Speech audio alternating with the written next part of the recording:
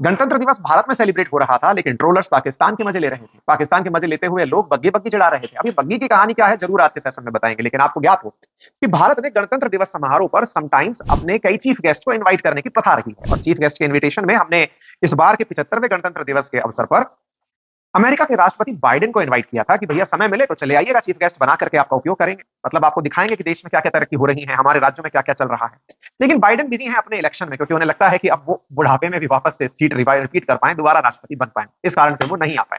कोई बात नहीं, भारत ने अपने मित्र को याद किया। भारत ने अपने मित्र के रूप में इमानुएल मैक्रोन, जो कि फ्रांस के राष्ट्रपति हैं, इन्हें बुलाया। फ्रांस का पाकिस्तान के साथ जो स्टैंड है वो आप सभी को पता है। क्यों? क्योंकि आपको याद होगा कि पाकिस्तान में फ्रांस के राजदूत को निकालने के लिए भी बड़ी बड़ी रैलियां निकलती है कि राजदूत को भगाइए। आपको याद होगा कि यहाँ पर चार्ली एब्डो के पोस्टर के बाद में पाकिस्तान के अंदर बहुत जबरदस्त तरीके से विरोध हुआ था, और विरोध इस बात का था कि फ्रांस की तरफ से जो भी लोग हैं उन्हें पाकिस्तान से बाहर भेजा जाए।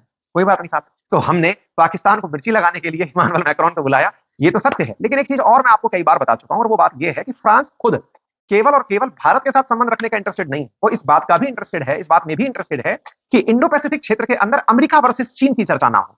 इंडो पैसिफिक क्षेत्र के अंदर ये ना कहा जाए कि चीन बड़ी पावर है कि अमेरिका बड़ी पावर है। फ्रांस खुद को भी एक बड़ी पावर के रूप में बताना चाहता है, क्योंकि देश की आजादी से पहले तक second world war, first world war के अंदर प्रमुख राष्ट्रों में फ्रांस था भाई, युद्ध लड़ने वालों में लीडर्स में फ्रांस था। चलिए खैर कोई बात नहीं। राजस्थान में आपको वेलकम दिया गया। राजस्थान के अंदर आपको ज्ञात होना चाहिए कि वर्ल्ड हेरिटेज साइट्स में राजस्थान की जयपुर राजधानी, जो राजस्थान की राजधानी है, उसकी 4 दीवारियां वर्ल्ड हेरिटेज का हिस्सा है, यूनेस्को वर्ल्ड हेरिटेज का। प्रधानमंत्री ने उन्हें ओपन गाड़ी में बिठा करके वहां की 4 गलियों से गुजारा है।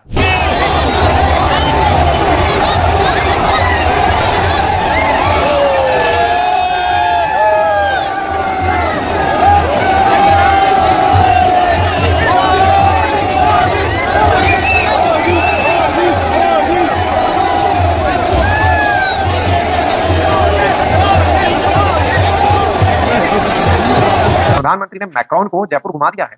लगता है कि आने वाले समय में बड़ी संख्या में फ्रांसीसी जयपुर आने वाले हैं, और तो और जिन्होंने फ्रांस के राष्ट्रपति मैक्रोन के कारण जयपुर देख लिया है, वो भी बड़ी संख्या में अब जयपुर पहुंचेंगे, ऐसा मुझे लगता है। राजस्थान को टूरिज्म का लाभ होगा, ये एक अच्छा तरीका भी है।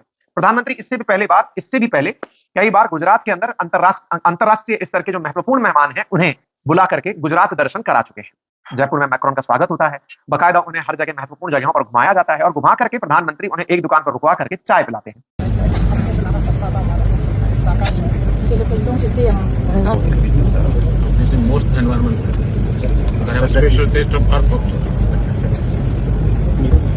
चाय पिलाते हैं, वहां पर एक इंटरेस्टिंग वाकया होता है। इंटरेस्टिंग वाकया ये कि राष्ट्रपति से पेमेंट यूपीआई के थ्रू करवाया जाता है, और UPI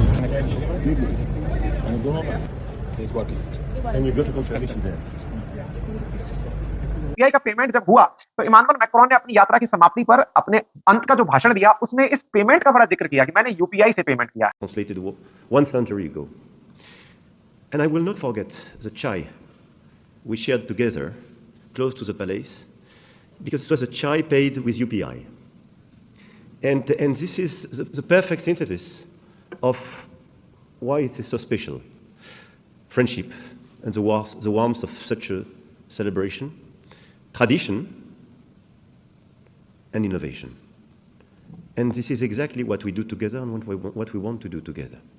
And this ceremony was for me a sort of metaphor of the whole. आपको याद होगा फ्रांस में एक बहुत ही अद्भुत जगह है एफिल टावर, और उस अद्भुत जगह एफिल टावर पर अब यूपीआई का उपयोग होने लगेगा। केवल एक चाय के सौदे पर ऐसा काम हो गया है। आप विचार कीजिए कि चाय कितने अच्छे अच्छे रिश्ते बना सकती है।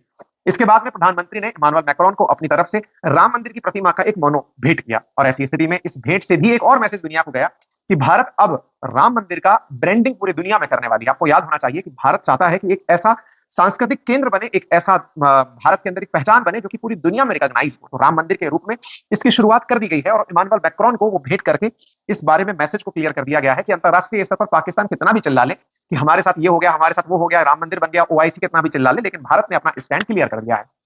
इमानुएल मैक्रोन को जयपुर घुमाकर 26 जनवरी के दिन दिल्ली ले जाया जाता है। दिल्ली में ले जाकर के राष्ट्रपति द्रौपदी मुर्मू जी के द्वारा आपको वेलकम दिया जाता है, और राष्ट्रपति भवन से इमानुएल मैक्रोन बग्घी में बैठकर कर्तव्य पथ से गणतंत्र दिवस की परेड को देखने पहुंचते हैं।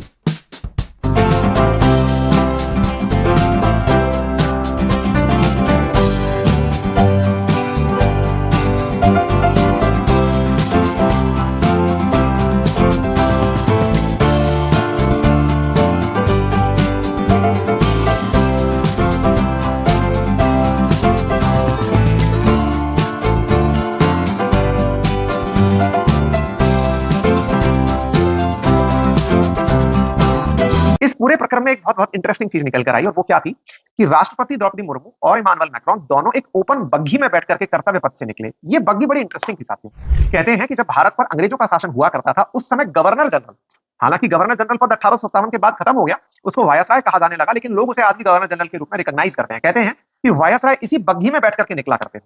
देश की आजादी के बाद ये बग्घी किसके पास जाएगी, इसका फैसला भी टॉस करके किया गया था। कहते हैं सोने जड़ित बग्घी है, इस बग्घी में सोने सोने जड़े हुए हैं, घोड़े इसे खींचते हैं और घोड़ों के साथ साथ अंगरक्षक चलते हैं। अंगरक्षकों की संख्या को लेकर के भी जब देश का विभाजन हुआ तो 2:1 में, 2 अनुपात अंगरक्षक जाएंगे भारत के साथ और 1 अनुपात अंगरक्षक जाएंगे पाकिस्तान के साथ। इस प्रकार से अंगरक्षकों का फैसला हुआ। तो 2 अनुपात में भारत को अंगरक्षक मिले, 1 अनुपात में पाकिस्तान को मिला। बग्घी की बारी आई तो पाकिस्तान ने कहा इसे हम लेंगे। भारत की तरफ से टॉस जीता गया और टॉस जीत करके इसे भारत के ही साथ ले लिया गया। उसके बाद डॉक्टर राजेंद्र प्रसाद जब देश के राष्ट्रपति बने तो इसी बग्घी में बैठ करके उन्होंने भी गणतंत्र दिवस की परेड में हिस्सा लिया। राष्ट्रपतियों के द्वारा संसद भवन में शपथ ग्रहण समारोह हो या मीटिंग रिट्रीट हो, उस समय पर इस बग्घी का उपयोग किया जाने लगा। लेकिन दुर्भाग्यवश 1984 में देश के एक प्रमुख नेता इंदिरा गांधी जी की उन्हीं के गार्ड्स के द्वारा जब हत्या कर दी गई, तो सुरक्षा कारणों को ध्यान में रखते हुए बग्घी के इस्तेमाल की जगह बंद गाड़ियों का उपयोग किया जाने लगा, बुलेट प्रूफ कार का उपयोग किया जाने लगा। लेकिन साथियों, 1984 के 40 साल बाद अब अगर कर्तव्य पथ पर फिर से बग्घी चलती दिखाई दी है, तो ये भारत की उस दृढ़ता को दिखाती है कि हमारी सुरक्षा में कोई सेंध नहीं है और अंतरराष्ट्रीय स्तर के डेलीगेशन को बुला करके बग्घी से बिठाकर घुमाया जाता है। ये भारत की दृढ़ता को दर्शाती है, दृढ़ इच्छा शक्ति को दर्शाती है कि दुश्मन को हम छोड़ेंगे नहीं। एक और इंटरेस्टिंग फैक्ट यहां पर है, और वो फैक्ट ये है, इस बग्घी का उपयोग रामनाथ कोविंद जी द्वारा भी संसद में शपथ ग्रहण समारोह के दौरान 2017 में किया गया था, जब प्रणब दा भी उनके साथ इसी बग्घी में सवार थे। इस बार भी 2 राष्ट्रपति, एक फ्रांस के और एक भारत के, इस बग्घी से सवार होकर निकले थे। तो उम्मीद है कि आप लोगों को बग्घी की कहानी जानकर अच्छा लगा। साथ ही साथ शेंजेन वीजा को लेकर के भी बात हुई। ये वो वीजा है जिसको एक बार लिया तो कई यूरोप के देशों के अंदर एंट्री साथ में मिलने लगती है। इसी प्रकार से भारत और फ्रांस के बीच में डीप कॉपरेशन के साथ साथ भारत को मार्शल आइलैंड के अंदर दूतावास, उनका हैदराबाद में दूतावास जैसी चीजें खोलने को लेकर के भी बातचीत यहां पर हुई। उम्मीद है कि आप लोगों को इमानुएल मैक्रोन की भारत यात्रा बहुत अच्छे से और बहुत ही ब्रीफ में समझ में आ गई हो। आज परिस्थितियां हैं, मैं आउट ऑफ स्टेशन हूं, इसीलिए अपने स्टूडियो से मैंने आपका ये सेशन नहीं किया है, लेकिन इंपॉर्टेंट अपडेट्स थे, सोचा आपको दे दें। आपको उम्मीद है कि यह तरीका पसंद आया होगा और हमारा यह प्रयास अगर पसंद आया है तो इस सेशन को ज्यादा से ज्यादा साथियों के साथ साझा करें। चैनल पर नए हैं तो सब्सक्राइब करना बिल्कुल भी ना भूलें। बाकी फिर जल्दी ही मुलाकात करेंगे अपने स्टूडियो से। तब तक के लिए अपडेटेड बने रहने के लिए इस चैनल को सब्सक्राइब कर लीजिए।